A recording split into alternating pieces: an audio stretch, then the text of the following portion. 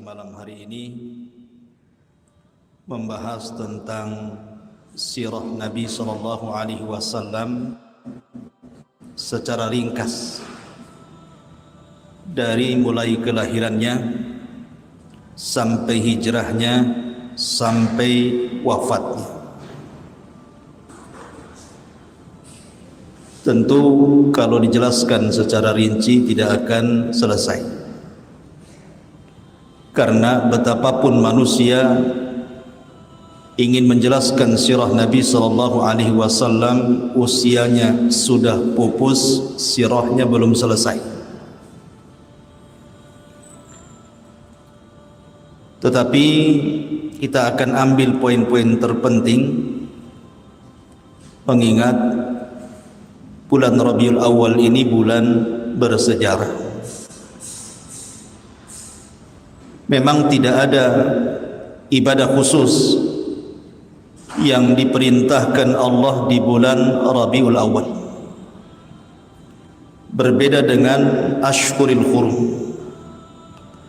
yang difirmankan Allah dalam At-Taubah 36, Dzulqa'dah, Dzulhijjah, Muharram dan bulan Rajab. Di situ ada ibadah-ibadah khusus. Tetapi bulan Rabiul Awal itu tidak ada ibadah khusus. Meskipun tidak ada ibadah khusus di bulan Rabiul Awal, tetapi bulan ini bulan bersejarah. Ada 4 sejarah yang terulang di bulan Rabiul Awal. Semua sejarah besar. Pertama, lahirnya Nabi SAW. Yang kedua, hijrahnya Nabi SAW. Dan yang ketiga, wafatnya Nabi SAW. Dan yang keempat, diperselisihkan diangkatnya beliau menjadi Nabi dan Rasul. Ma'asyiral muslimin yang dimuliakan Allah Subhanahu wa taala, saya minta antum sabar, nanti mungkin agak lama sedikit ya malam ini karena sejarah Nabi cukup panjang, tetapi saya akan ringkas seringkas-ringkasnya. Di dalam Al-Qur'anul Karim ada 2 surat yang sangat pendek yang antum semua hafal. Pertama suratul Fil, dan yang kedua surah Quraisy. Yakin antum hafal surat ini karena paling pendek. Di dalam suratul Fil, Allah Subhanahu wa taala menggambarkan bagaimana Allah Subhanahu wa taala menghancurkan tentara Abrahatul Asram yang hendak menggempur Ka'bah. Dan Allah Subhanahu wa taala jadikan mereka ka'asfin ma'kul, seperti daun yang dimakan ulat. Tidak ada yang tersisa dari pasukan Abraha kecuali dibinasakan. Adapun yang hidup dan berhasil lari, mereka dikehendaki Allah untuk menceritakan kisah itu, tetapi juga berakhir dengan kebinasaan. Lalu apa tujuan Allah Subhanahu wa taala menghancurkan Abrahatul Asram di sebuah lembah yang disebut dengan Wadin Muhassir?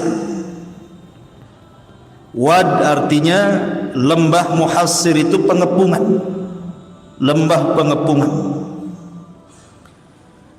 Tujuan Allah Subhanahu wa taala menghancurkan Abrahatul Asram, tujuannya adalah li'ila fi Quraisy, ila fihim rihlatash syita'i was-sayf. Tujuannya untuk ilaf.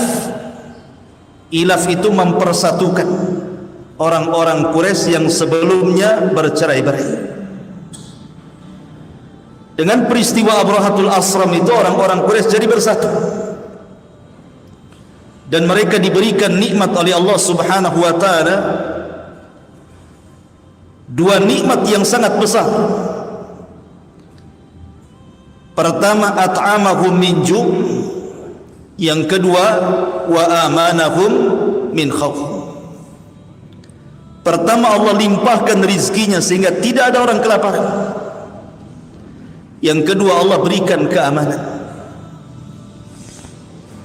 Ma'asyiral muslimin yang dimuliakan Allah Azza wa Jalla, maka ketika Allah Subhanahu wa taala menghancurkan Abrahatul Asram, ya, karena Abraha tidak mungkin menghancurkan tanah haram, karena tanah haram adalah baladun amin, negeri yang sangat aman, yang Allah Subhanahu wa taala firmankan, wattini wazzaitun wa turi sinina wa hadzal baladil amin. Haram itu negeri aman, dan di situ akan lahir dari seorang wanita yang namanya Aminah. Aminah itu artinya aman. Seorang nabi, penutup para nabi dan rasul, yang membawa keamanan bukan hanya bagi penduduk Mekah, tetapi bagi seluruh manusia. Wa ma arsalnaka illa rahmatan lil alamin. Tidaklah kami utus engkau wahai Muhammad kecuali menebar rahmat. Di mana? Di seluruh semesta alam, jinnya ataupun manusianya.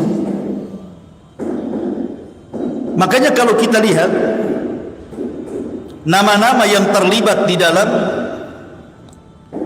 kelahiran Nabi sallallahu alaihi wasallam, pertama tentu ayahnya Abdullah, yang kedua Aminah, yang ketiga Suwaibah maulanya Abi Lahab, kemudian yang keempat Halimah Sa'diyah. Empat orang ini memiliki arti, memiliki makna bagi Nabi sallallahu alaihi wasallam. Adapun Abdullah terkandung padanya tauhid. Abdullah adalah hamba Allah, berarti Nabi sallallahu alaihi wasallam akan mendakwahkan tauhid. Yang kedua, ibundanya Aminah. Aminah artinya keamanan, karena Nabi sallallahu alaihi wasallam kelak akan menjadi pengaman bagi seluruh umat manusia. Nabi sallallahu alaihi wasallam bersabda, "Ana amanatun li ashabi. Fa idza dhahaba ashabi ata ummati ma tu'ad. Wa ashabi amanatun li ummati. Fa idza dhahabu ata ummati ma tu'ad." Aku adalah pengaman bagi para sahabatku, dan sahabat pengaman bagi umatku. Artinya sumber keamanan dari Nabi sallallahu alaihi wasallam. Kemudian juga Halimah Sa'diyah.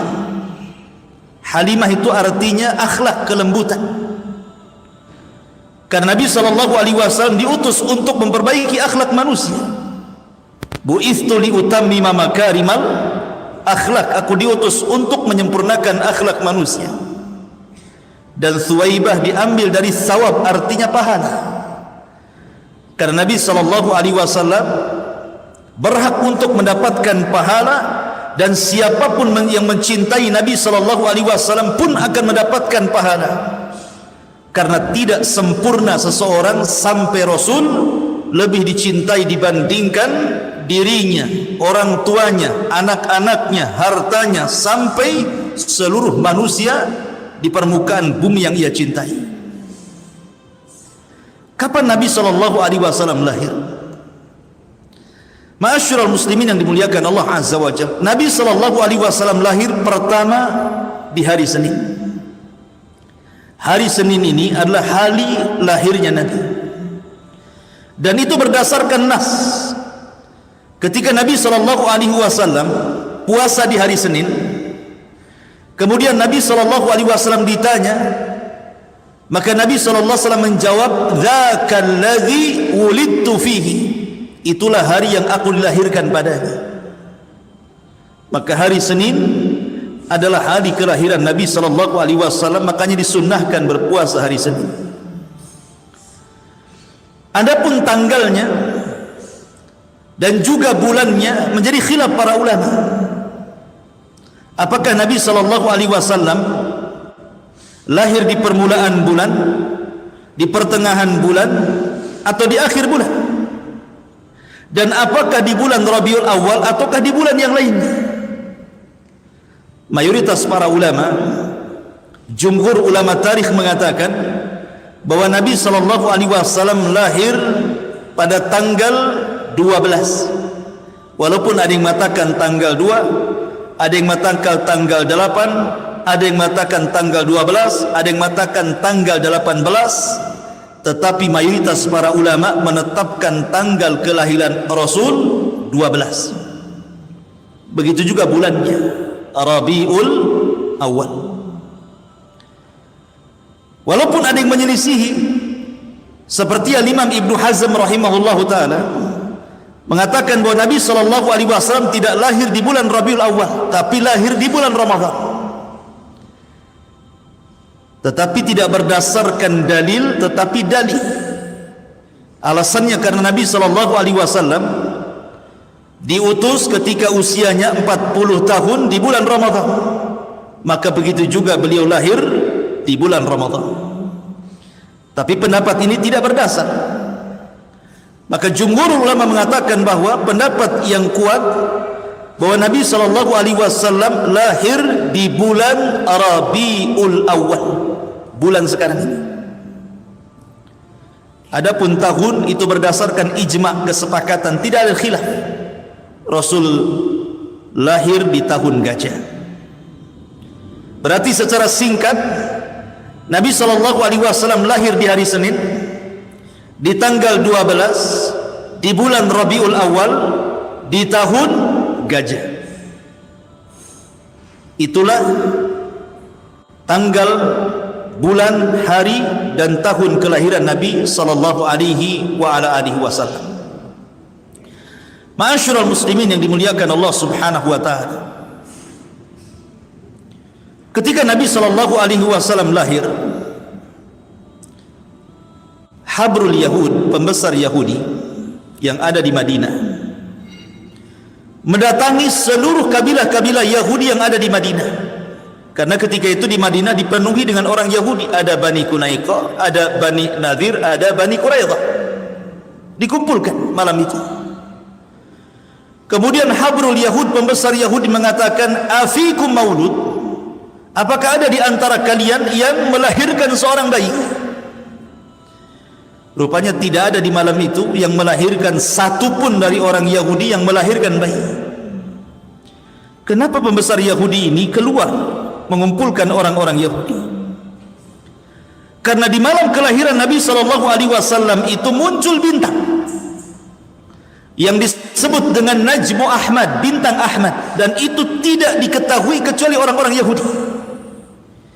Makanya kemudian pembesar Yahudi berkumpul, bertanya kepada orang-orang Yahudi, afikum maulud, apa di antara kalian ada yang dilahirkan dari anak-anak kalian? Kata orang ini tidak ada. Bingunglah habrul Yahudi. Kemudian mereka mengontak orang Yahudi yang ada di Mekah. Rupanya orang Yahudi yang ada di Mekah mendengar bahwa Abdul Muttalib, kakek Nabi SAW yang merupakan Sadatul Arab, pembesar Arab, pemimpinnya Arab, Sayyidul Batha, memiliki cucu dari Aminah. Maka dia pun penasaran, kemudian melihat bayi Nabi SAW, rupanya dia melihat stempel kenabian. Maka dia pun menangis dan mengatakan, "Dhahaba nubuwatu Bani Israel." Dhahaba nubuwatu Bani Israel. Telah hilang kenabian dari Bani Israel dan sudah diambil orang Arab.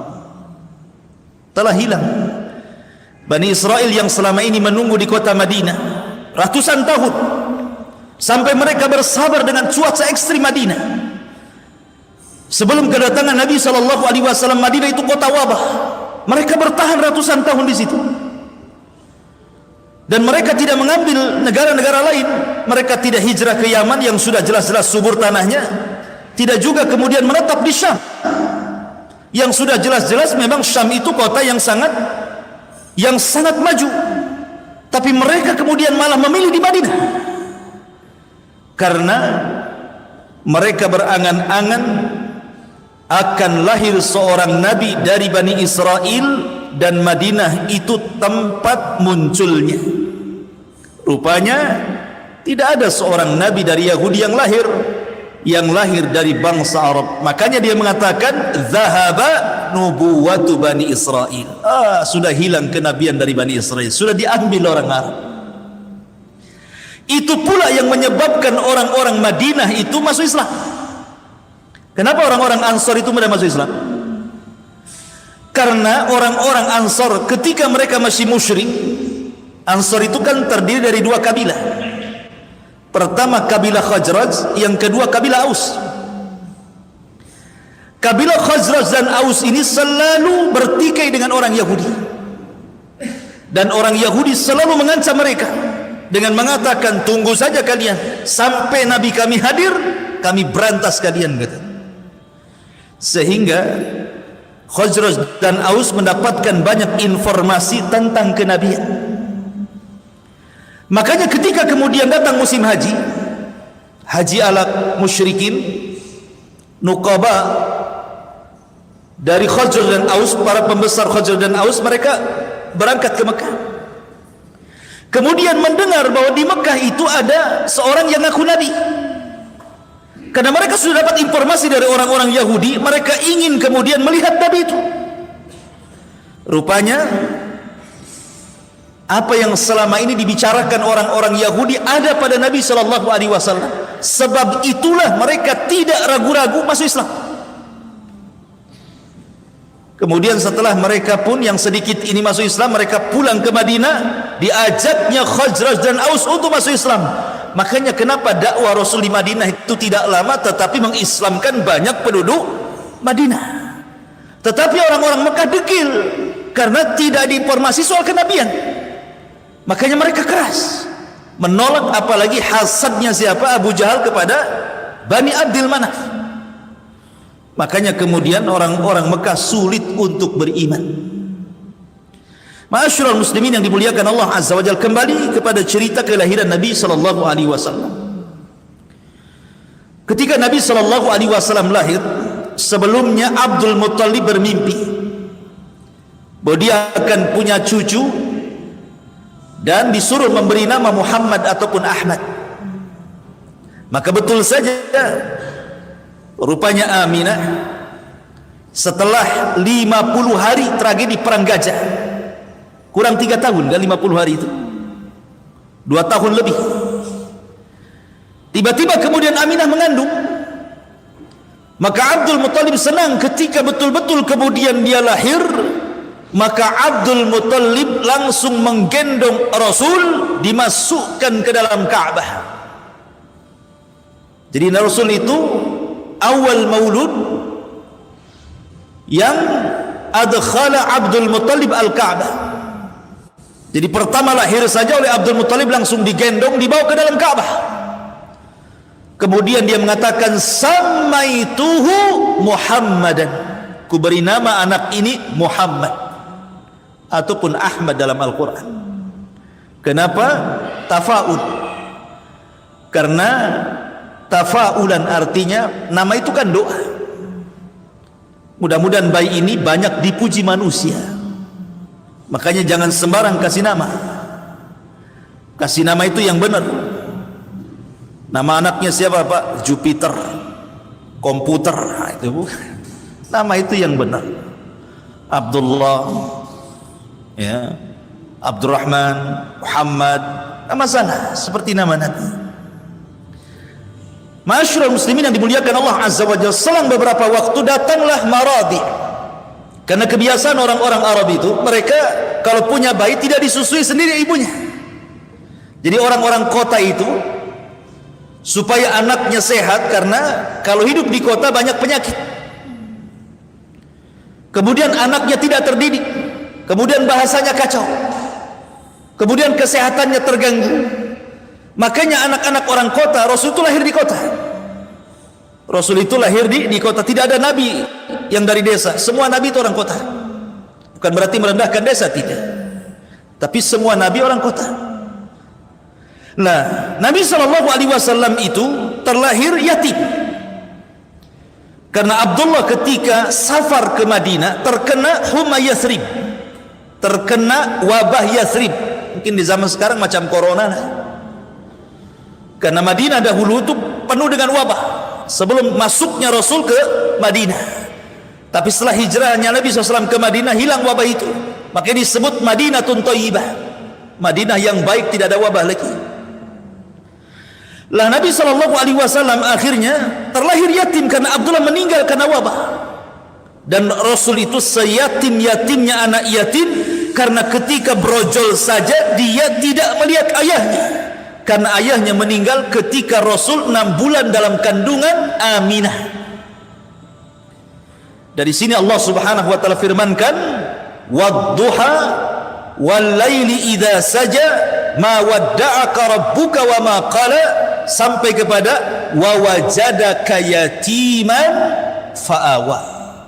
Kami dapati engkau Muhammad dulu yatim, fa'awa, Allah yang melindungimu. Kalau Allah yang melindungi siapapun, tidak mungkin terlantar bayi itu, karena Allah menjamin dengan melindunginya. Maka siapapun yang dilindungi Allah tidak akan terlantar. Walaupun Nabi itu diasuh dari tangan ke tangan, tidak pernah terlantar hidupnya. Tiba-tiba kemudian datang maradi, orang-orang yang menawarkan untuk menyusui bayi dari kampung-kampung, dari kabilah-kabilah Badui. Datanglah kabilah dari Bani Sa'idah. Ketika seluruh orang melihat Nabi SAW, tidak ada yang mau mengambil. Alasannya yatim, kemudian fakir. Kalau saya mengambil anak ini, kemudian saya susui, saya rawat, saya jaga, dapat apa saya? Ibunya miskin, anaknya yatim, sehingga tidak ada satupun keluarga Badui yang mengambil Rasul untuk disusui. Rupanya ada satu orang yang telat datang, namanya Halimah Sa'diyah, orang paling miskin di desanya. Itu pun membawa atan, pakai unta yang kurus sekali. Lama jalannya kalau unta kurus itu, sehingga dia paling terakhir datang. Ketika seluruh kawan-kawannya, tetangga-tetangganya sudah mendapatkan bayi yang dibawa pulang ke kabilahnya, sudah tidak ada bayi lagi kecuali Rasul sallallahu alaihi wasallam. Mikir Halimah sudah yatim, miskin pula, tapi kemudian suaminya memastikan enggak apa-apa, bawa saja anak ini, mudah-mudahan ada berkah. Akhirnya kemudian Halimah pun setuju, setuju untuk membawa Nabi sallallahu alaihi wasallam.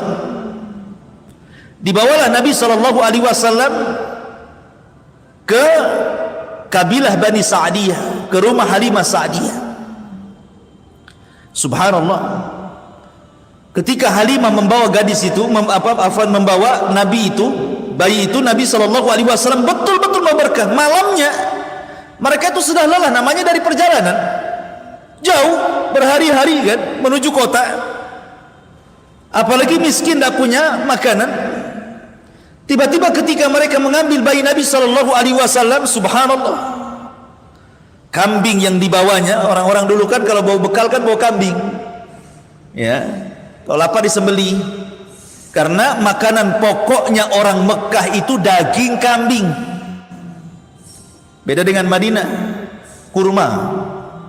Tapi makanannya orang Mekah walaupun daging kambing tidak mengakibatkan kolesterol, darah tinggi dan stroke.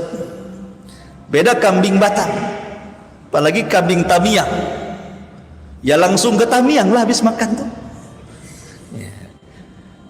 Kenapa kemudian kambing-kambing di sana itu kalau dimakan, pagi makan kambing, siang makan kambing, malam makan kambing, sehat? Karena ada doa berkah dari Nabi Ibrahim. Ketika Ibrahim alaihi salatu wasallam berkunjung ke rumah Ismail, kemudian istri keduanya setelah menceraikan istri pertama, Ismail punya istri lagi satu, istrinya solehah. Kemudian dihidangkan kepada Ibrahim air putih Zam-zam, kemudian daging kambing. Ibrahim mengatakan, Allahumma barik li ta'amihim wa syarabihim. Ya Allah, berkahi air ini Zam-Zam. Ya Allah, berkahi daging ini. Sejak itu Zam-Zam menjadi berkah, daging kambing pun jadi berkah. Tapi di sana, bukan di sini. Di sini ATB tidak berkah, apalagi kambingnya. Coba saja kalau nggak percaya, 1 bulan antum makan kambing pagi, siang, sore, pagi, siang, sore. Apa nggak naik tensinya? Ya. Masyarul muslimin yang dimuliakan Allah Azza. Jadi orang dulu itu kalau safar ya bawa kambing, karena itu makanan pokoknya masalahnya. Lah kambing-kambingnya kurus. Ketika Nabi SAW sudah di pangkuan Halimah, tiba-tiba susunya kambing itu gemuk-gemuk dan bisa diperah. Dan mereka bisa minum dari susu itu. Malam itu semua tertidur nyenyak. Baik suaminya, Halimahnya, kemudian bayi yang disusuinya. Kan orang yang menyusui harus punya bayi dia. Kalau nggak punya bayi nggak keluarin susunya. Dan ketika Nabi SAW hendak disusukan sebelah kiri, tidak mau dia. Mau disusukan ke sebelah kiri, tidak mau, tetap sebelah kanan. Kenapa? Karena Rasul tahu bahwa sebelah kiri milik saudara sepersusuannya. Lihat. Kecil-kecil tahu hak orang tuh. Itu masih bayi tahu itu hak orang, tidak mau. Kita dah tua-tua main hambat aja hak orang ya kan. Tak peduli. Ya. Masyarul muslimin yang dimuliakan Allah Azza wa Jalla. Akhirnya kemudian Halimah pun langsung keesokan harinya menunggang atan unta yang kurus kering itu. Subhanallah, unta walaupun kurus kering, ketika Rasul berada di atas tunggangan itu, unta itu kuat. Bahkan yang sudah saudara-saudaranya, satu kabilah itu yang sudah 3 hari pulang, 4 hari pulang, rupanya bisa dikejar dengan unta kurus itu, dan dia pula yang pertama sampai di kabilahnya. Nah, itu berkah pertama itu. Yang dirasakan siapa? Halimah Sa'diyah. Karena membawa Nabi SAW. Dan Nabi itu saat kelahiran senang orang, termasuk Abu Lahab. Abu Lahab itu senang sekali dengan kelahiran Rasul. Saking senangnya dengan Rasul, maka Suwaibah dimerdekakan dia budaknya itu. Lah Suwaibah ini pun termasuk yang menyusui Nabi setelah Aminah, Suwaibah, kemudian Halimah. Jadi 3 wanita yang pernah menyusui Nabi. Ibunya sendiri Aminah, kemudian budaknya Abu Lahab, Suwaibah yang dimerdekakan, kemudian yang terakhir Halimah Sa'diyah. Dibawa ke Bani Sa'diyah. Setelah 2 tahun, kan menyusui cuma 2 tahun, tidak lewat dari 2 tahun kan. Dalam Al-Quran kan kamilah ini cuma 2 tahun sempurna. Kemudian setelah itu dibalikan kepada Aminah, karena Aminah takutnya, namanya 2 tahun sudah selesai menyusui, takut dicari-cari ibundanya. Tetapi Aminah takut kalau seandainya Nabi SAW ada di pangkuannya dan dia masih usia 2 tahun terserang penyakit atau wabah yang ada di kota Mekah. Takut terserang penyakit. Maka dikembalikan lagi sama Halimah Sa'diyah. Sudahlah, rawat lagi aja lah. Akhirnya dibawa lagi. Dan senang hati Halimah. Kenapa? Karena sudah tahu berkahnya. Karena selama berada di pangkuan Halimah itu, kambing-kambingnya gemuk gitu ya. Kemudian juga Bani Sa'diyah diguyur hujan, kemudian juga tumbuh-tumbuhannya subur-subur. Jadi memang Rasul membawa berkah bukan bagi keluarga Halimah saja, tapi bagi kabilahnya Sa'diyah gitu. Senanglah kemudian Halimah dibawa lagi ke kabilah Sa'diyah. Masalahnya ketika di usia 6 tahun terjadi kejadian yang membuat khawatir Halimah Sa'diyah.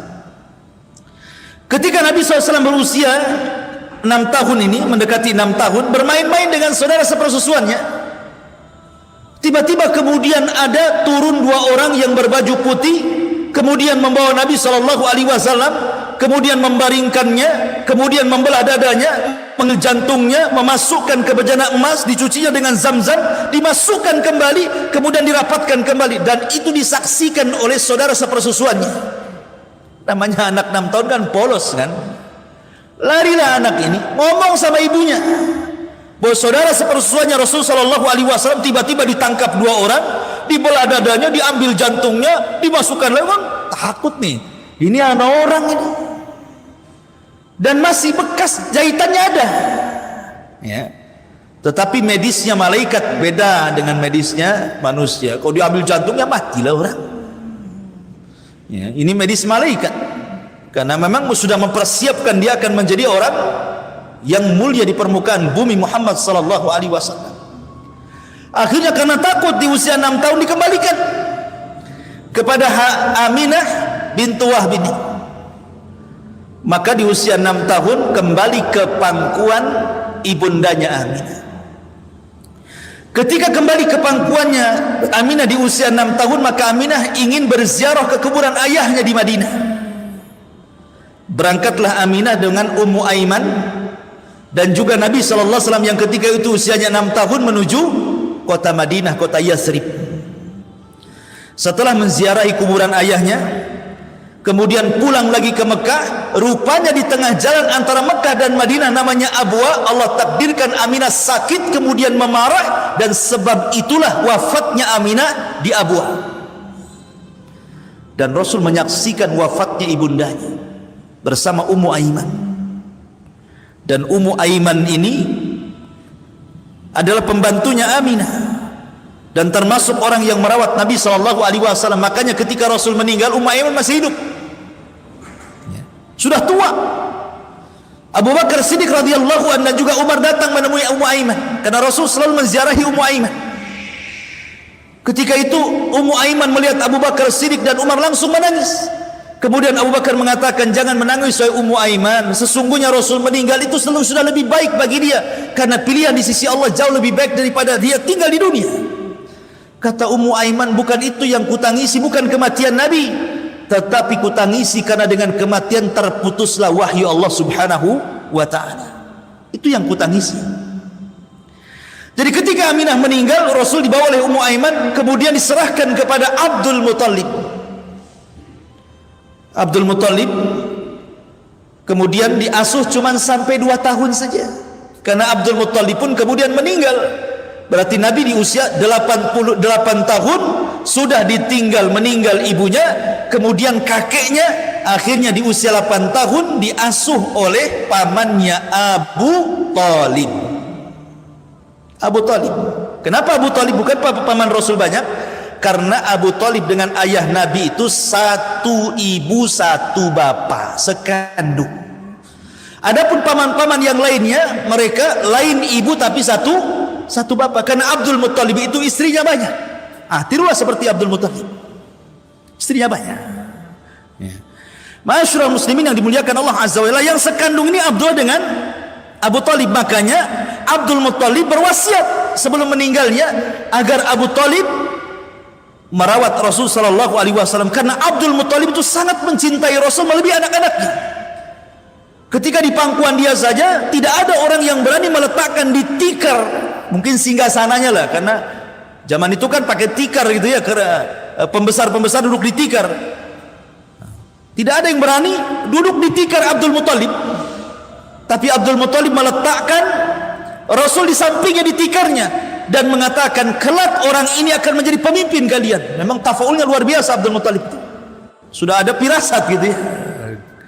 Akhirnya kemudian Abdul Muttalib meninggal di usia 8 tahun, jatuh ke tangan Abu Talib.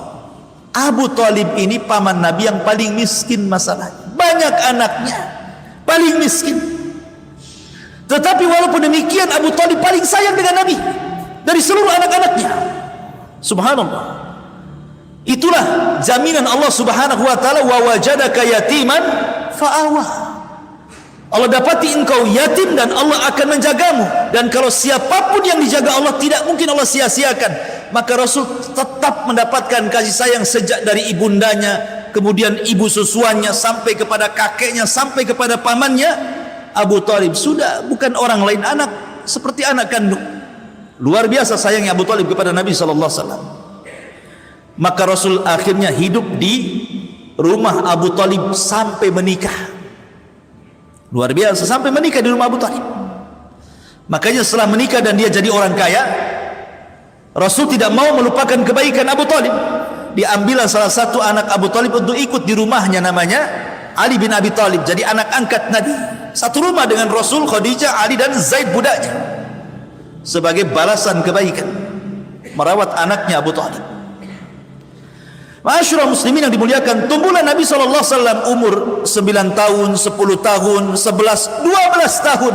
Sudah 4 tahun Nabi SAW berada di rumah Abu Talib. Di sini Abu Talib, kebiasaan orang-orang Mekah ingin melakukan safar. Safar dalam rangka rihlatas syita'i was saif. Syita ke Yaman, saif ke Syam. Jadi di musim dingin ke Yaman, di musim panas ke Syam, karena Yaman dekat. Makanya kalau musim dingin jauh-jauh kan bahaya. Ya, kalau musim panas kan tidak masalah, ke Syam jauh-jauh pun, berbulan-bulan di Syam. Jadi Abu Talib tidak tega meninggalkan Rasul, walaupun hendak dititipkan kepada Abbas pamannya yang lain, tapi hatinya Abu Talib tidak tega. Sehingga akhirnya terpaksalah dibawa Nabi SAW sekalian diajari untuk berniaga. Di usia 12 tahun tuh, bayangkan melakukan safar yang jauh ke Syam, yang kalau naik unta itu 1 bulan. Maka diajaklah Nabi SAW menuju Syam. Banyak kafilah-kafilah yang bolak-balik mondar-mandir dari Mekah ke Syam, mondar-mandir itu setiap tahunnya. Tetapi di Syam itu, di perbatasan, ada seorang namanya Buhaira Rahib, seorang padri dari padri-padri Yahudi yang tinggal di perbatasan Syam. Dia diusir dari kaumnya karena terlalu keras, Buhaira Rahib itu, sehingga dia menyendiri dari kaumnya. Lah setiap ada kapilah, ya biasa aja, nggak merekan gitu. Tetapi ketika dia melihat tanda-tanda yang selama ini dia pelajari dari kitab-kitabnya, dia baca dari kitab-kitab lamanya, bahwa akan lewat di hadapannya seorang nabi, maka dia terus memperhatikan kafilah-kafilah itu. Sampai akhirnya ketika melihat kafilah Abu Talib, dihentikan sama Buhaira Rahib itu. Kemudian diajak makan, tumben-tumbennya dia ngajak makan itu. Kemudian diajak makan, dijamunya Abu Talib dan rombongannya. Ketika itu Nabi SAW diperintahkan untuk menjaga kafilah untanya. Kemudian Buhaira Rahib mengatakan, adakah yang tersisa dari engkau? Kata Abu Talib, ada, anakku namanya Muhammad, dia sedang menjaga unta. Kata Buhaira Rahib, panggil anak itu kemari, makan di sini. Akhirnya ketika melihat Nabi SAW, Buhaira itu langsung terperanjat. Apalagi kemudian melihat tanda-tanda kenabian yang ada di bahunya. Maka langsung Buhaira bertanya kepada Abu Talib, ini anak siapa? Kata Abu Talib, ini anak saya. Kata Buhaira Rahib, bohong. Anak ini tidak punya bapak dan tidak punya ibu. Kok tahu? Ya karena baca kan ya. Orang-orang Yahudi itu mengenal Nabi yang akan lahir lebih mengenal dibandingkan anak-anak mereka. Ya'rifunahu kama ya'rifuna abna'ahum. Makanya Abu Talib akhirnya ngaku, ya, dia bukan anakku tapi anak dari saudaraku. Dari situ kata Buhaira Rahib, tahukah engkau ya Abu Talib, anak ini akan menjadi sejarah dunia dan akan jadi nabi. Sebaiknya kau jangan meneruskan perjalanan ke Syam. Sebab kalau orang-orang Yahudi Syam mengetahui dia calon nabi, pasti dibunuh karena hasadnya mereka. Rupanya nabi mereka yang ditunggu-tunggu bukan dari Bani Israel, orang Arab pula. Bisa dibunuh anak ini, bawa balik. Karena yang ngomong tokoh, Abu Talib takut lah kan itu kan. Kalau ngomong orang biasa mikir deh, ini yang ngomong Buhaira Rahib, seorang rahib besar kan itu. Akhirnya Abu Talib pun tidak jadi membawa Nabi ke Syam, balik lagi ke Mekah di usia 12 tahun. Maka Abu Talib hanya berdagang tanpa Nabi SAW. Lah ketika Nabi SAW di usia 12 tahun inilah, maka Nabi SAW berusaha mencari pekerjaan. Karena memang rata-rata pekerjaan orang miskin, orang susah di zaman itu ya jadi penggembala kambing. Cari orang kaya yang banyak kambingnya, kemudian dirawat kambingnya, kemudian ngambil upah dari hasil rawatannya. Kayak di kampung lah ya, pamannya antum punya sapi, dirawatkan ke orang, nanti kalau anak lahir 2, nanti yang satu untuk kita yang punya sapi, yang satu untuk yang merawatnya, kan begitu. Di kampung-kampung kan begitu biasanya, bagi hasil dia. Maka Nabi SAW bekerja kepada para orang-orang kaya yang banyak kambingnya. Makanya Nabi mengatakan, ma min nabi illa wara'al ghanam. Tidak ada satupun Nabi kecuali penggembala kambing, pernah menjadi penggembala kambing. Lah ketika Nabi menjadi penggembala kambing, inilah masyhur akhlak Nabi. Mulai terkenal akhlak Nabi sejak Rasul menjadi penggembala kambing ini. Dikenal kejujurannya, dikenal amanahnya, dikenal akhlaknya. Karena di usia remaja, seusia Nabi SAW itu, kalau di zaman jahiliyah, mereka terbiasa minum khamar, terbiasa main perempuan, terbiasa maksiat kepada Allah Azza wa Jal, terbiasa ngomong ucapannya kotor-kotor gitu ya. Tapi Nabi SAW tidak pernah mendekati sebagaimana gaya hidup anak-anak remaja di zaman itu. Rasul tidak pernah memegang botol khamr, Rasul tidak pernah mencaci maki, Rasul tidak pernah mengeluarkan kata kotor, Rasul tidak pernah berzina, Rasul tidak pernah maksiat gitu ya. Dia hanya sibuk dengan kambingnya. Maka mulailah terkenal akhlaknya Rasul di saat itu. Ketambah-tambah ketika musim kawin, musim menikah gitu kan. Kan banyak acara-acara walimah di mana-mana, walimatul arus itu. Ya kayak kita juga lah, walimatul arus itu kan kalau zaman dulu ya pakai organ tunggal, kalau nggak nyewa organ tunggal nggak sah kayaknya. Harus nyewa organ tunggal dulu ya. Harus ada minumannya, malamnya judi gitu ya. Kalau orang-orang dulu itu. Maka Rasul Shallallahu Alaihi Wasallam diajak kawannya, ayo kita datanglah ke walimah. Rasul tidak mau. Kalau begitu maka kalau engkau tidak mau pergi bersama kami Muhammad, ya sudah, kami titipkan kambing-kambing kami. Maka sejak itulah Rasul jadi penitipan kambing. Ya. Jadi kambing-kambingnya kalau ada acara itu dititipkan kepada Rasul. Subhanallah, tidak ada satupun kambing hilang, tidak ada satupun kambing yang dimakan serigala, tidak ada satupun kambing yang sakit. Sejak itu dikenal amanahnya. Akhirnya bukan hanya kambing saja dititipkan, mulailah kemudian orang-orang Quraisy menitipkan barang. Kalau mereka safar, menitipkan uang kepada Rasul karena dikenal amanahnya. Maka sejak itu Rasul dikenal di halayak orang umum Sadiqul Amin. Orangnya sadik, jujur, lagi amanah. Terkenal di akhlaknya itu. Tidak pernah maksiat, tidak pernah minum khamar, tidak pernah mengucapkan kata-kata kotor. Pokoknya akhlaknya luar biasa dan dipuji oleh orang-orang Quraisy itu tentang akhlaknya Nabi SAW. Makanya kenapa Abu Lahab itu suka dengan Nabi, sampai-sampai kemudian dua putranya disuruh menikah dengan dua putri Nabi sebelum diangkat jadi Nabi ya. Tapi setelah diangkat jadi Nabi, jadi musuhnya pula kan gitu ya. Disuruh ceraikan Utbah dan Utaibah, menceraikan Ruqayyah dan Ummu Kulsum itu untuk menyakiti hati Nabi. Ma'asyiral muslimin yang dimuliakan Allah Subhanahu wa taala. Maka ketika Nabi SAW sudah dewasa, di usia 14 tahun, Nabi itu mengikuti satu peperangan yang disebut dengan Perang Fijar. Ada namanya Perang Fijar yang mengatakan di usia 15 tahun terjadi Perang Fijar.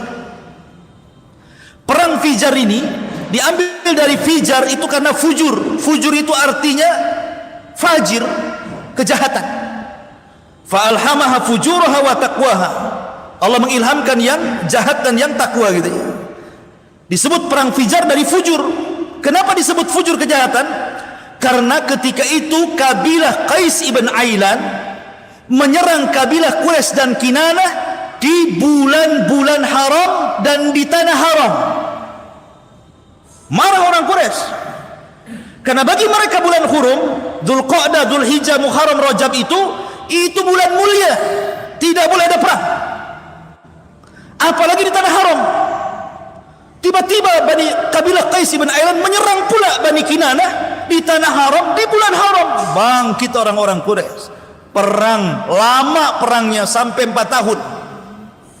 Ya kan? Sampai 4 tahun, bayangkan, sampai usia Nabi SAW mendekati 20 tahun itu. 19 tahun. Perang Fijar itu Nabi ikut serta itu, membela orang-orang Quraisy dengan menyediakan senjata. Ya. Artinya bahwa Nabi SAW sudah dididik oleh Allah Subhanahu wa taala untuk menjadi pahlawan perang. Ya, jadi sejak muda itu sudah disiapkan bahwa dia kelak jadi Nabi akan perang juga gitu ya. Makanya sudah disiapkan oleh Allah Azza wa Jalla, ada perang Fijar namanya. Lah, setelah kemudian perang Fijar ini, selang beberapa waktu setelahnya bersusul ada tragedi namanya Hilful Fudul namanya. Apa Hilful Fudul itu?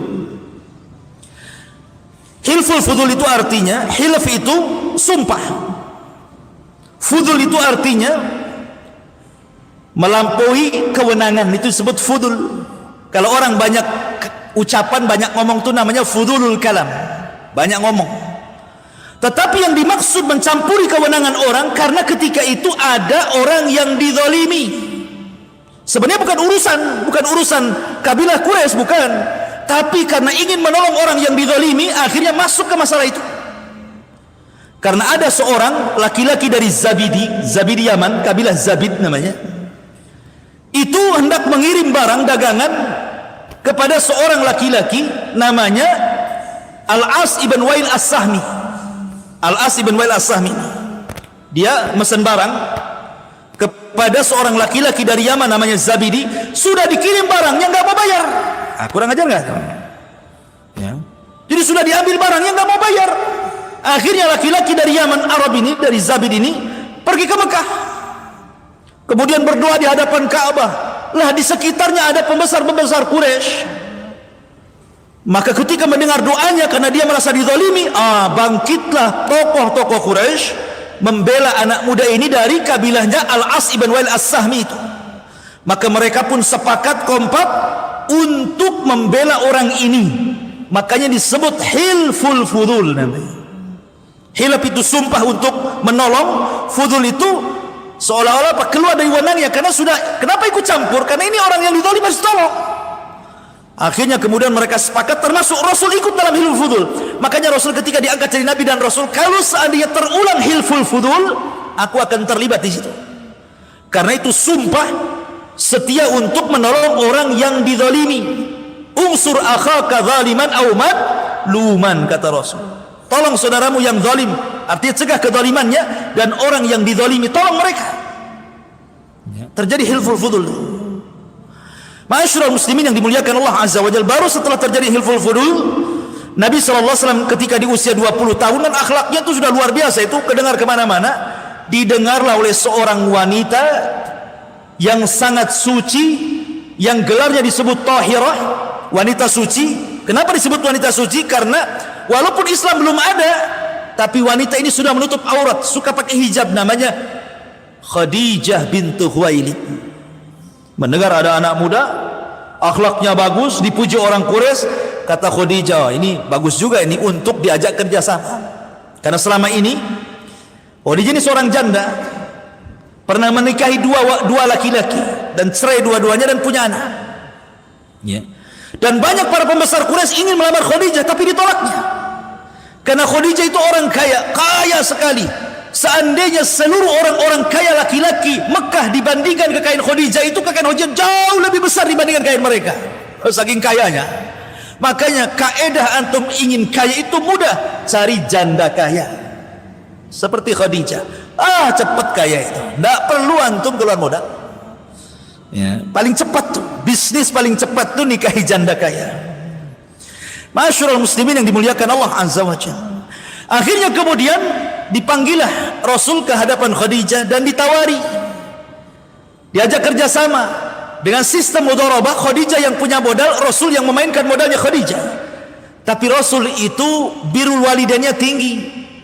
Dia tidak mau langsung, kecuali hatta astadzin ammi, tunggu dulu sampai saya minta izin pamanku. Lihat, urusan dagang aja minta izin.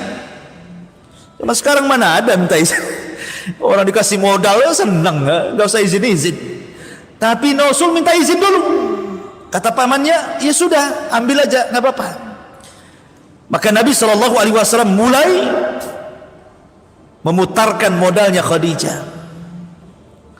Awalnya di Mekah, ya dagang sekitar Mekah gitu ya, dan mendapatkan keuntungan luar biasa. Akhirnya Khadijah pun makin ingin yakin kalau mukim itu kan mungkin orang baik, bisa saja baik karena tetangga, karena satu kampung. Coba ketika safar, belum tentu orang itu baik.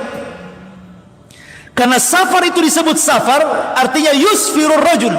Kenapa orang pergi disebut safar dalam bahasa Arabnya? Safar itu artinya memperlihatkan tabiat orang, itu disebut safar. Makanya ketika kita satu kampung baik, ketika safar nampak bakhilnya, nampak tidak mau nolongnya, nampak egoisnya, nampak semua nampak tuh kalau safar itu. Makanya orang itu dianggap baik kalau bertetangga baik, ketika safar baik, ketika diajak bisnis dia baik. Itulah baik. Maka akhirnya kemudian Khadijah mengutus pembantunya yang laki-laki itu namanya Maisarah. Maisarah bukan perempuan, laki-laki. Walaupun ada letak marbutohnya di situ. Kalau bahasa Arab Maisarah berarti perempuan.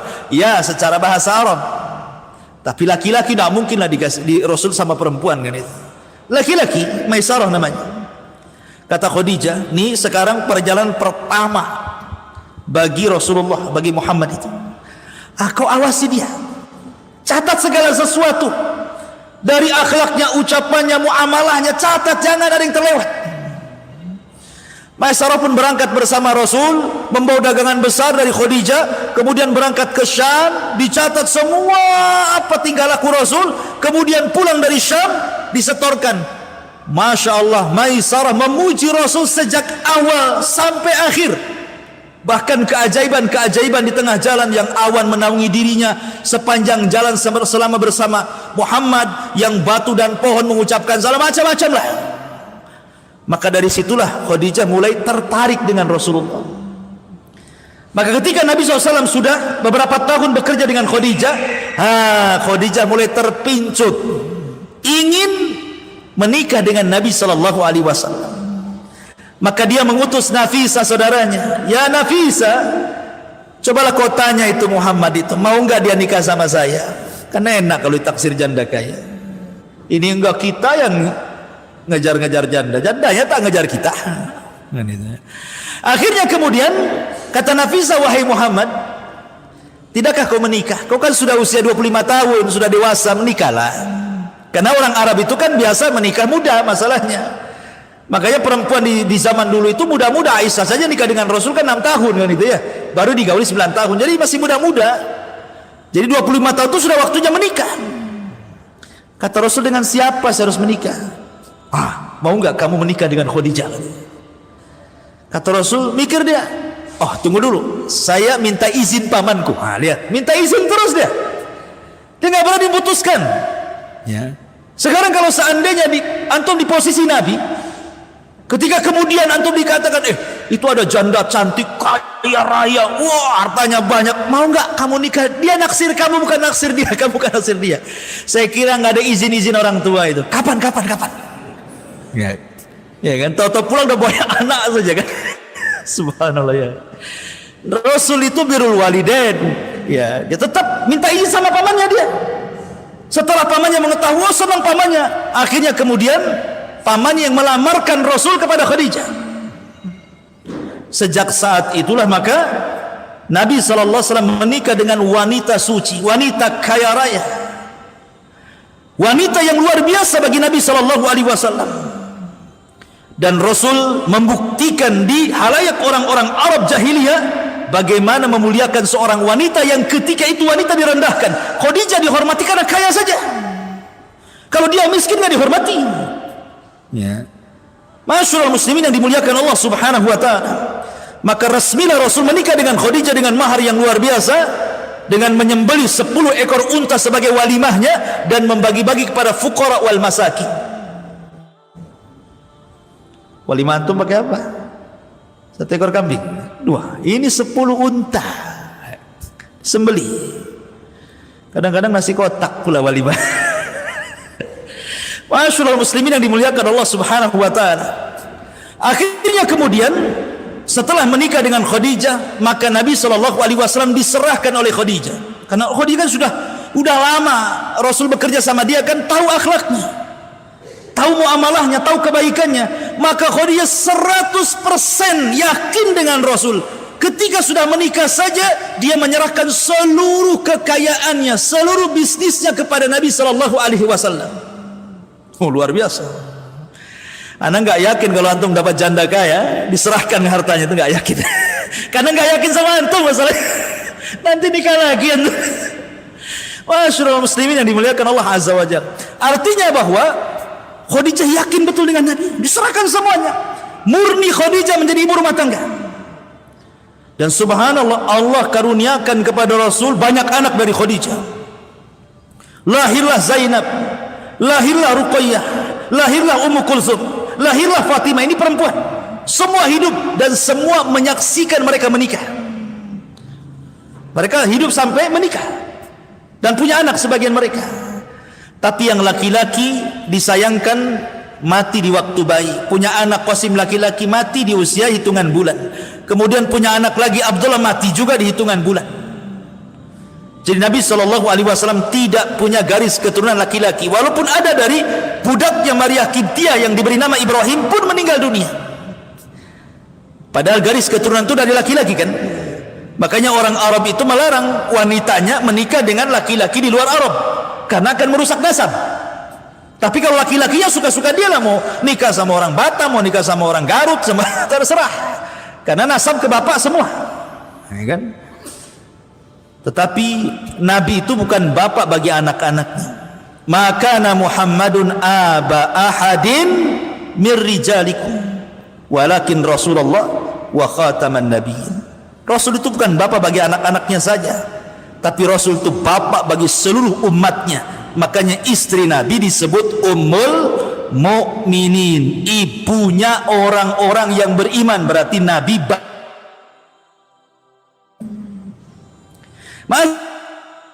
Masyaallah muslimin yang dimuliakan Allah Azza wa Jalla. Setelah kemudian menikah dengan Khadijah dan dia memainkan perannya seorang bisnismen, maka makin kaya, makin kaya, makin kaya. Disitulah Rasulullah SAW akhirnya berjumpa dengan Abu Bakar, berjumpa dengan Utsman, berjumpa dengan Abdurrahman bin Auf, berjumpa dengan para pembisnis hebat, ulung-ulung itu. Karena Rasul juga orang kaya, pembisnis juga, sehingga mereka kadang safar bersama ke Syam, safar ke Yaman. Rasul dikenal bukan hanya orang kaya saja, tapi akhlaknya luar biasa. Jarang orang kaya akhlaknya bagus. Jarang orang kaya orangnya dermawan gitu. Nabi itu luar biasa terkenal akhlak dan juga kekayaannya. Lah ketika Nabi sudah di puncak suksesi loh, kesuksesan dia, di puncak kesuksesannya, di usia ya sekitar 37 tahun. Ya, sebelumnya Rasul juga pernah menyatukan bangsa Arab ketika Ka'bah roboh kan. Ya, kemudian setelah dibenahi, perang nih, orang-orang ribut dengan Hajar Aswad. Siapa yang meletakkan nih Hajar Aswad nih? Kata kabilah ini saya, kata kabilah ini saya. Akhirnya ditengahi. Sebaiknya yang meletakkan batu ini, tunggu siapapun yang datang dari pintu sebelah sana, maka dia yang berhak. Rasul datang dari pintu itu. Ya. Akhirnya Nabi SAW dengan kecerdasannya, sudahlah ambil kain, letakkan batu di tengah kain, kalian pegang satu-satu di ujung-ujung kain, kan sama-sama ngangkat namanya. Disatukan kabilah-kabilah itu. Ya. Dan dulu Masjidil Haram bukan Masjidil Haram namanya. Ya. Dulu juga Masjidil Aqsa bukan Masjidil Aqsa namanya. Dulu namanya Al-Bait. Masjidil Aqsa disebut Baitul Maqdis. Sejak turun surah Al-Isra itulah Subhanalladzi asra bi abdihi lailan minal masjidil haram ilal masjidil aqsa. Sejak itulah Al-Bait disebut Masjidil Haram dan Baitul Maqdis disebut Masjidil Aqsa. Ya, sejarahnya seperti itu. Nah, Nabi SAW akhirnya karena sudah kaya sekali gitu, tetapi melihat akhlak orang-orang Arab ini bejat masalahnya. Dia tidak tenang hidupnya. Melihat orang-orang masyarakat jahiliyah suka mabuk, suka zina, suka makan bangkai, ya, memutus silaturahim, macam-macam lah kan. Jadi Rasul berpikir gitu ya. Maka Nabi SAW mulai ingin tahanut, ingin menyendiri. Di usia 37 itu dia mulailah ke Mina, kadang-kadang 1 bulan di Mina, kadang-kadang 1 bulan di Muzdalifah, sampai akhirnya ketika usianya 40 tahun tepat di bulan Ramadan, Nabi menemukan tempat yang sangat tinggi sekali yang Mekah nampak dari atas. Namanya Gua Hira. Rupanya ketinggian Gua Hira itu memiliki makna hissi wa maknawi. Artinya hissi bahwa Nabi berada di ketinggian, bahwa dia akan menjadi orang yang paling tinggi di seluruh bangsa Arab. Dan secara maknawi dia akan menjadi seorang Nabi yang akan memimpi bukan hanya bangsa Arab, tetapi seluruh bangsa-bangsa di dunia. Disitulah Rasul di bulan Ramadan selama 1 bulan tinggal di Gua Hira. Khadijah bolak-balik ngantar makan. Maka ketika tanggal, ada yang mengatakan 27 Ramadan, ya, karena Al-Quran turun itu di akhir 10 akhir Ramadan. Keliru ada orang yang mengatakan nuzulul Quran itu tanggal 17. Karena tanggal 17 itu tidak ada Lailatul Qadar. Lailatul Qadar itu kalau tidak tanggal 21, 23, 25, 27, 29. Antara itulah Quran turun. Walaupun ulama yang merojekkan 27 kan, 27 Ramadan itu. Anggaplah Rasul di tanggal 27 Ramadan, artinya sudah 27 hari Rasul dalam gua itu. Tiba-tiba datang orang yang berbaju putih sangat tampan, kekar gitu ya, memeluk Rasul dari belakang. Kemudian membisikkan, "Iqra ya Muhammad. Iqra ya Muhammad." Rasul ini tidak bisa baca tulis, maka dia mengatakan, "Ma ana biqari, ma ana biqari." 3 kali disuruh Iqra, dia nggak bisa. Akhirnya mulailah ditalkinkan oleh orang ini dan mengatakan, "Iqra bismi rabbikal ladzi khalaq, khalaqal insana min 'alaq, Iqra wa rabbukal akram alladzi 'allama bil qalam, 'allamal insana ma lam ya'lam." 5 ayat pertama surah Al-Alaq turun. Ketika itulah Rasul resmi diangkat jadi nabi. Baru 3 bulan setelahnya diangkat jadi Rasul dengan turunnya surah Al-Mudaththir 5 ayat. Karena surat yang pertama turun itu Al-Alaq, itu nomor 1. Nomor 2-nya Al-Mudaththir. Nomor 3-nya Nun. Nomor 4-nya Muzammil. Nomor 5-nya Al-Fatihah. Nomor 6-nya Al-Lahab. Baru surat-surat terus sampai selesai. Ya. Ma'asyiral muslimin yang dimuliakan Allah Azza wa Jalla. Jadi ketika Nabi SAW kemudian sudah dinobatkan jadi Nabi dengan turunnya surah Al-Alaq 5 ayat pertama ini, maka Nabi SAW pun pulang. Ya. Kemudian di tengah jalan, rupanya dia menyaksikan Jibril dalam bentuk aslinya, gitu ya, sedang duduk di antara langit dan bumi. Ketakutan Nabi. Ya gimana loh, gitu. Jibril itu besar, memiliki 600 sayap, satu sayapnya terbentang antara ujung barat dan ujung timur, sad dan ufuk kan gitu ya. Jadi kalau melihat ke sana sayap Jibril, melihat ke sana sayap Jibril, ke belakang sayap Jibril, kayak langit itu sayap Jibril semua, sad dan ufuk namanya ya. Gimana nggak takut Nabi? Makanya Nabi SAW kemudian pulang dan mengatakan kepada Khadijah, dathiruni ya Khadijah, selimuti aku. Dan peristiwa itu setelah 3 bulan, kemudian tiba-tiba ketika Rasul di dalam selimut, Jibril datang dan mengatakan, "Qul ya ayyuhal muddaththir." Hei orang yang berselimut, qum fa'anzir. Qum fa'anzir. Berdiri, jangan tidur, beri peringatan orang-orang. Wa rabbuka fakabbir.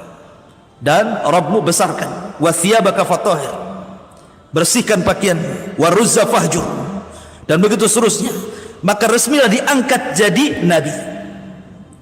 Jadi nabi itu konsekuensinya kita wajib membenarkan, Rasul itu konsekuensinya kita wajib mengikuti.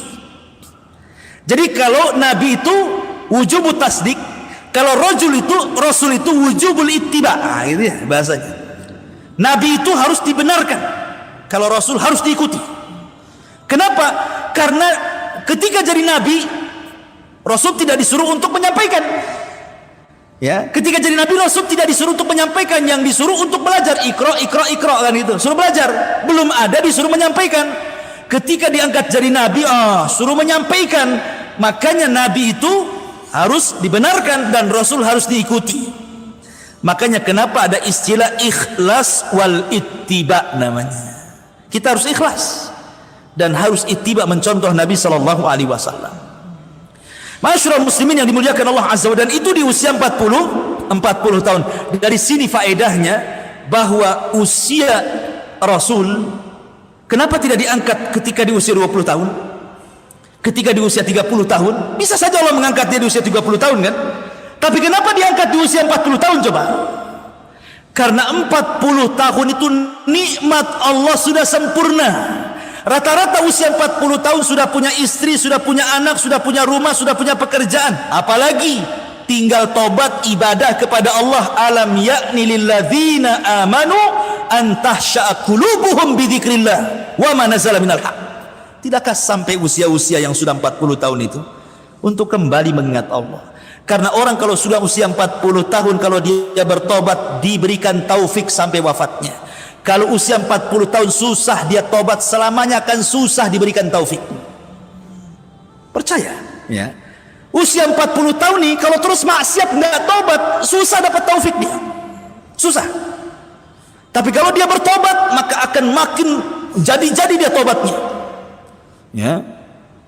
Makanya ada istilah tua-tua keladi. Ada tua makin jadi tobatnya. Bukan jadi nggak jelas itu ya. Masyarul muslimin yang dimuliakan Allah Azza wa Jalla. Kemudian Rasul di usia 40 tahun diangkat jadi nabi. Mulailah Nabi SAW berdakwah. Disinilah tantangan Nabi luar biasa. Pertama yang didakwai siapa? Khadijah. Dan Khadijah orang yang pertama beriman kepada Rasul. Belum ada laki-laki beriman, Khadijah sudah beriman. Kemudian anak-anaknya, ya, Zainab, Ruqayyah, Ummu Kulthum, Fatimah, semua masuk Islam. Kemudian budaknya Zaid ibn Harithah. Kemudian Ali di usia 10 tahun, nah baru. Jadi inilah orang-orang yang pertama masuk Islam di rumah Nabi. Khadijah, kemudian anak-anaknya, kemudian Zaid budaknya, kemudian Ali bin Abi Thalib. Ini belum keluar. Makanya ku anfusakum wa ahlikum nara. Jaga diri kalian dan keluarga kalian dulu. Baru keluar. Baru setelah itu keluar dapat Abu Bakar. Inilah Abu Bakar nih yang pertama dapat nih. Dan Abu Bakar luar biasa. Ketika melihat Nabi diajak masuk Islam saja, tidak ada keraguan. Satu-satunya sahabat yang masuk Islam, tidak ada keraguan, cuma Abu Bakar. Yang lainnya masih mikir, betulkah dia Nabi? Jangan-jangan bukan. Tengok dulu, dengerin dulu, gitu ya. Kalau Abu Bakar enggak, ya karena Abu Bakar sudah jadi kawan Nabi sejak zaman jahiliyah, tahu akhlaknya. Dan Abu Bakar juga pernah bertemu dengan Buhairah Rahib. Kemudian Abu Bakar bermimpi dan mimpinya diceritakan kepada Buhairah Rahib saat safarnya. Kemudian kata Buhairah Rahib, wahai Abu Bakar, engkau akan menjadi wazir, menteri seorang Nabi. Dan Abu Bakar baru menceritakan mimpinya ketika menjadi khalifah. Makanya dia nggak ragu-ragu untuk masuk ke dalam Islam. Abu Bakar itu langsung asyhadu an la ilaha illallah wa annaka rasulullah. Mantap. Ya. Baru Abu Bakar nyari yang lain, cari Utsman bin Maz'un. Kata Abu Bakar, masuk Islam. Utsman, masuk Islam. Abdul. Semua 10 sahabat yang dijadikan masuk surga, itu kebanyakannya masuk Islam di tangan Abu Bakar. Mulai Utsman masuk Islam karena Abu Bakar. Talha masuk Islam karena Abu Bakar. Zubair masuk Islam karena Abu Bakar. Abdurrahman bin Auf masuk Islam karena Abu Bakar. Abu Ubaidah bin Jarrah masuk Islam karena Abu Bakar. Luar biasa Abu Bakar itu. Ya. Dia ngajak kawan-kawannya. Dan orang yang diajak Abu Bakar Islam ini bukan orang biasa. Semua orang terpandang, semua orang-orang pilihan, pembisnis, orang-orang kaya. Ya. Luar biasa Abu Bakar, jasanya luar biasa. Makanya Rasul mengatakan, kalau seandainya keimanan Abu Bakar ditaruh di satu neraca, dan seluruh keimanan manusia setelah Rasul ditimbang di neraca satunya, iman Abu Bakar jauh lebih berat dibandingkan iman satu dunia manusia. Selain Nabi maksudnya. Masyarul muslimin yang dimuliakan Allah Azza wa Jalla, maka Rasul terus berdakwah sampai pada waktunya. Ketika Nabi SAW mulai tertekan hidupnya karena istrinya meninggal. Di tahun 9 setelah diangkatnya jadi Nabi. Kemudian disusul pula dalam tahun yang sama, pamannya pula meninggal, Abu Thalib, yang selama ini mendukung dia, membela dia walaupun dia kafir. Mulailah Nabi SAW ancaman dakwahnya makin, akhirnya dia ke Taif, diusir pula di Taif. Ketika pada tahun antara 10-11 Hijriah, 10-11 sebelum hijrah atau tahun setelah diangkatnya jadi Nabi dan Rasul, maka Allah menghibur Nabi SAW dengan peristiwa Isra dan Mi'raj. Di tahun ke-10 dimatakan 11 hijrah, setahun sebelum hijrah. Disitulah Nabi SAW disyariatkan sholat. Dan sholat yang pertama di Mekah dilakukan sholat duhur. Adapun di Madinah sholat asar di Masjid Nabawi. Ya, jadi pertama sholat yang dilakukan Rasul adalah sholat duhur. Tapi di Masjid Nabawi, ketika Rasul sampai saja, ada yang mengatakan sholat Jumat, ada yang mengatakan sholat asar. Ya. Maka Nabi SAW akhirnya diperintahkan sholat kepada umatnya, tapi belum ada perintah sholat berjamaah. Baru setelah Nabi SAW di usia dakwahnya 13 tahun, Allah mengizinkan untuk hijrah. Inilah bagian kedua yang terjadi di bulan Rabiul Awal, hijrah Nabi. 12 hari Rasul safar hijrah.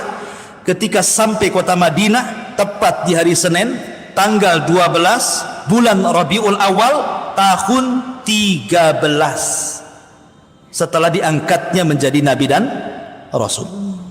Jadi hari sama, tanggal sama, bulan sama, tahun yang berbeda, ya.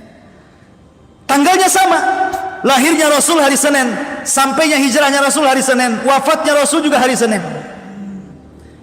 Kemudian tanggalnya juga sama, 12 Rabiul Awal, sampainya Rasul juga 12 Rabiul Awal, wafatnya Rasul juga 12 Rabiul Awal.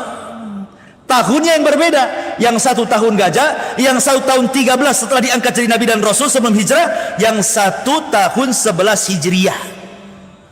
Jadi kalau kita globalkan, wafatnya Rasul hari Senin tanggal 12 bulan Rabiul Awal tahun gajah, hijrahnya Rasul sampai di Madinah hari Senin tanggal 12 bulan Rabiul Awal tahun 13 sebelum hijrah setelah diangkatnya jadi Nabi dan Rasul. Wafatnya Rasul hari Senin tanggal 12 bulan Rabiul Awal tahun 11 Hijriyah.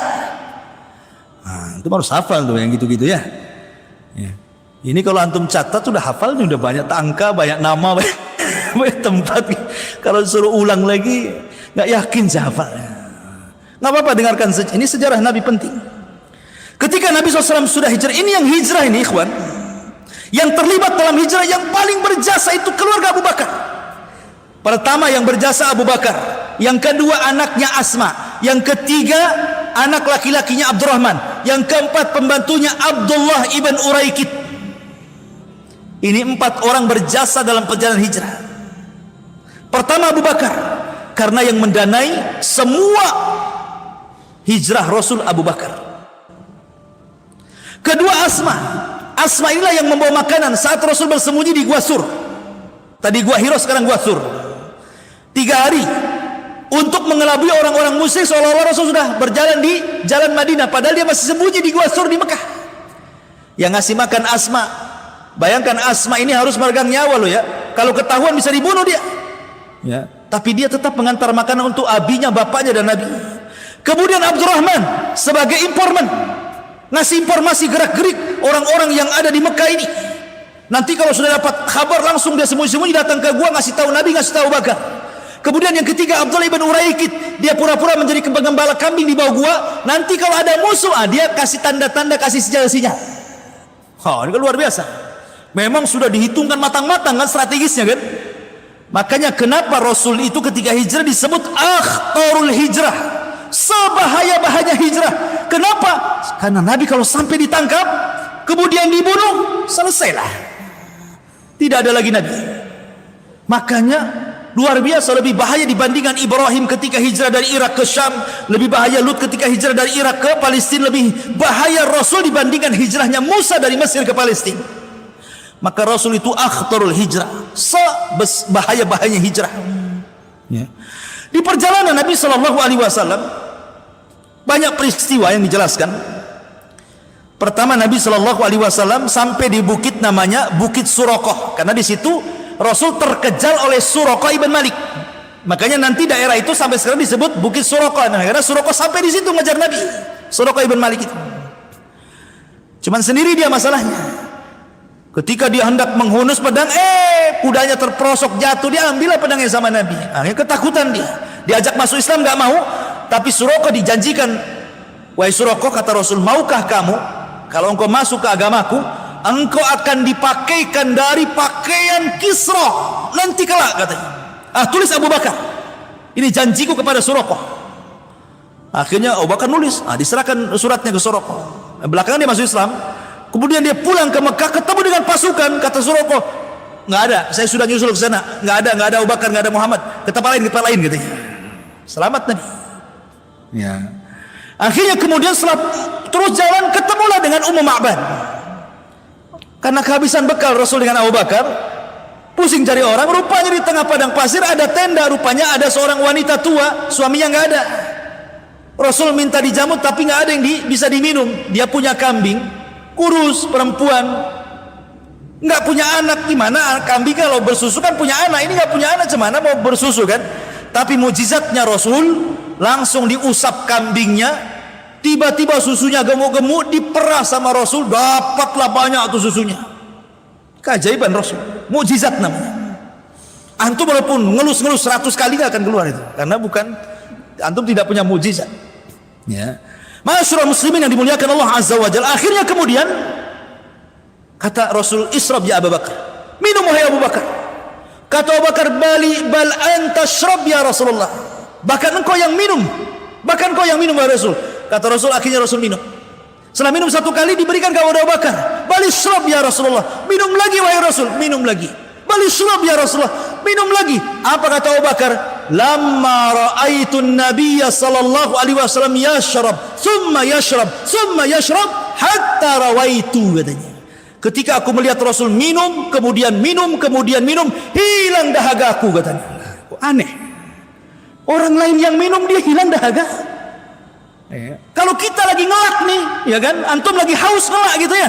Tengok ada minum es itu, ayo kelak. Kapan ini orang ini ngasih es sama saya? Kan begitu ya. Ini aneh kita Abu Bakar ini. Melihat Nabi minum, kok hilang dahaganya? Kenapa? Saking senangnya. Begitulah orang yang disenangi. Orang kalau sudah cinta itu subhanallah ikhwan, bisa gila orang itu kalau cinta. Makanya ada namanya Laila Majnun, kan itu ya. Antum pernah dengar cerita Laila Majnun? Laila nama perempuannya, Majnun nama laki-lakinya. Maka disatukan Laila Majnun. Ini si Majnun ini kalau datang di malam hari senang. Kenapa? Karena malam bahasa Arabnya apa? Lailun, berarti pacarnya ada di malam hari. Kalau datang siang nggak suka dia, karena bahasa Arabnya siang itu naharun, nggak menyebut pacarnya. Jadi kalau malam hari senang, kenapa? Datang Laila. Jadi suatu ketika si Majnun ini berburu, dia lapar, berburu dia, betul-betul ingin cari makan, ambil busur, ambil panah, masuk ke hutan, ada lah di itu menjangan itu. Teman-teman menjangan itu kijang, dipanah itu, kena, ya. Akhirnya ditangkap. Ketika mau disembelih diperhatikan matanya. Kok matanya sama dengan mata Laila katanya. Dilepas, makanya Majnun kan gitu. Gara-gara mata si kancil seperti mata kekasihnya dilepas dia kan gitu. Itulah Majnun. Majnun itu artinya sinting. Ya. Ma'asyiral muslimin yang dimuliakan Allah Azza wa Jalla. Jadi orang kalau sudah cinta itu bisa gila. Ya. Bisa nggak terasa apapun gitu. Lihat kecintaan Abu Bakar kepada Rasul itu kan luar biasa gitu. Karena saking senangnya Rasul itu hilang apa hausnya, dia pun jadi hilang sendiri hausnya. Itulah kecintaan yang luar biasa, tidak dimiliki siapapun kecuali Abu Bakar kepada Nabi Shallallahu Alaihi Wasallam. Nah, itulah perjalanan hijrah itu. Sampai akhirnya sampailah Nabi Shallallahu Alaihi Wasallam di Kuba. Di Kuba inilah Nabi Shallallahu Alaihi Wasallam mendirikan masjid pertama kali. Namanya Masjid Kuba. Kemudian Nabi SAW ketika itu lewat di sebuah kabilah bertepatan dengan hari Jumat, maka Rasul pun melaksanakan Jumat pertama di situ. Sebenarnya sebelumnya sudah ada Jumat. Sebelum Rasul melaksanakan Jumat di Madinah sudah pernah dilaksanakan Jumat, jumlahnya 40 orang. Makanya kenapa dalam mazhab Syafi'i sholat Jumat itu harus 40 orang. Kalau tidak maka tidak sah Jumatnya. Karena Jumat yang pertama, kalau nggak salah As'ad ibn Zurarah yang diutus Nabi Shallallahu Alaihi Wasallam ke Madinah gitu kan. Kemudian diarahkan nanti kalau hari Jumat kau sholatlah Jumat di sana. Maka kemudian As'ad ibn Zurarah ini melaksanakan sholat Jumat pertama di Madinah sebelum Rasul datang ke Madinah. Dan jumlahnya 40 orang. Makanya dalam mazhab Syafi'i sholat Jumat itu harus 40 kan? Tidak boleh lebih. Boleh lebih tapi tak boleh kurang. Kalau kurang mereka sholat duhur lagi. Tidak sah dianggapnya. Karena berpatokan dengan Jumat yang dilakukan pertama kali jumlahnya 40 orang. Ya. Kuat dalilnya sebenarnya. Ya, ada dalilnya 40. Lah antum yang membolehkan di bawah 40 mana dalilnya? Hah? Yang membolehkan di bawah 40 itu mana dalilnya coba? Ini dalilnya 40 loh ya. Masyaallah muslimin yang dimuliakan Allah Azza wa Jalla. Jawab sendiri. Kita sedang menjelaskan sejarah bukan fikih. Baik. Kemudian setelah Nabi SAW sampai di Kuba, kemudian melaksanakan Jumat juga di situ yang kedua kalinya setelah sahabat, kemudian baru mengarah ke kota. Setelah sampai kemudian di kota, Rasul pun membangun masjidnya dan juga rumahnya. Maka masjid yang kedua dibangun Masjid Nabawi. Ya, yang pertama Masjidil Haram pahalanya luar biasa. Antum sholat di Masjidil Haram itu sama satu kali sholat di sana 100.000 kali sholat di Muhajirin. Maka gitu ya. Antum sholat sekali saja sholat duhur di sana, berarti sama dengan sholat duhur di Muhajirin ini 100.000 kali sholat duhur di sini. Kan itu. Makanya sayang kadang-kadang saya ini heran orang yang umroh haji diperbanyak jalan-jalan loh di sana itu. Umroh memang sebentar saja 2 jam selesai kelar umroh itu.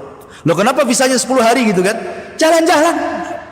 Dia nggak mikir sholat satu kali sholat di Masjidil Haram itu sama dengan 100.000 kali sholat kan? Coba kok dia pakai sholat terus berapa banyak tuh pahalanya tuh?